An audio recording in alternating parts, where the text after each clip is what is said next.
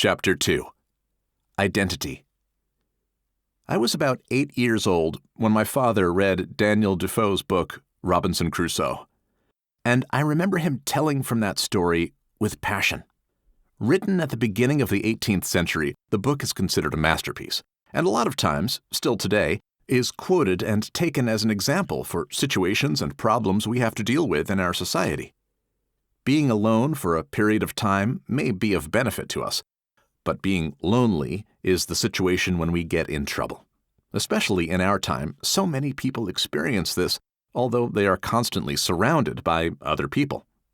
I had a classmate in primary school who made so much trouble for our teacher that many times the teacher punished him by bending him over the desk and hitting him with a broomstick made out of hard wood until he broke it in many pieces. But Adrian would still laugh. My daughter had a primary school classmate who hit their fragile lady teacher with his fist in her back while she was giving attention to some girls. And I was never able to keep him quiet in one place in Sunday school. Whether I'm thinking of Adrian or of Daniel, it is always the same thing. We all need attention, and most of us are going to get it in one way or another. The scene with my classmate may sound shocking for you, but it was from a place and a time when teachers were allowed to apply physical punishment.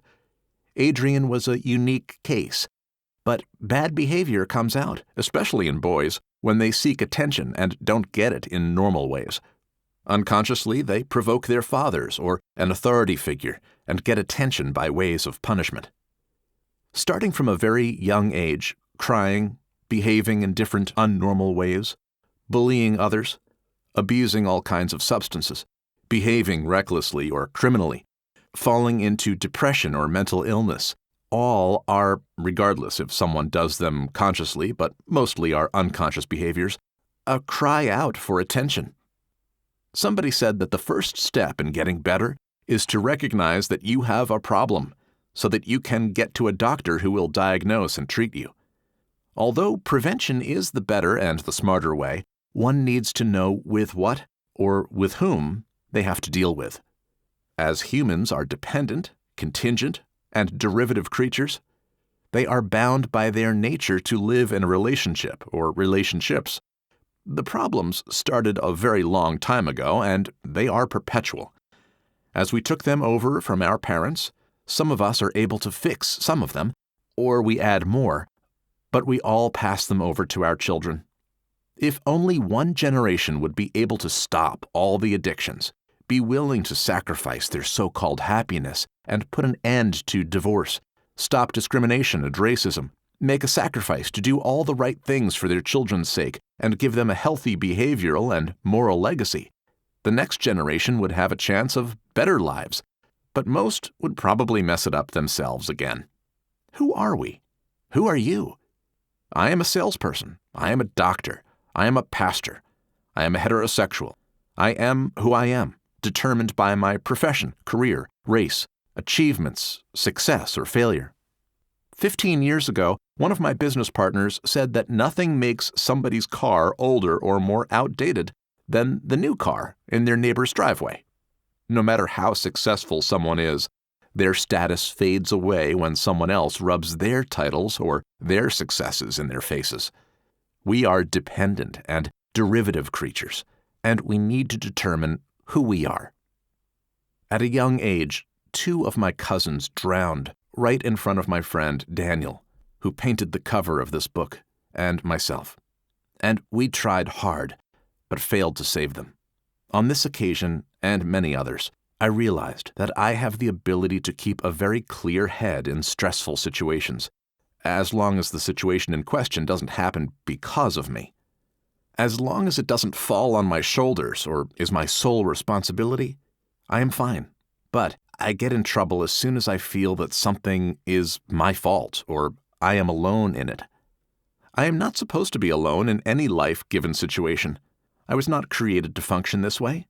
Although my personality type is choleric, and my nature is to care for everyone and fix everything, one thing brings me out of balance: the situation when everything depends on me, and I may be the one to blame for things gone wrong.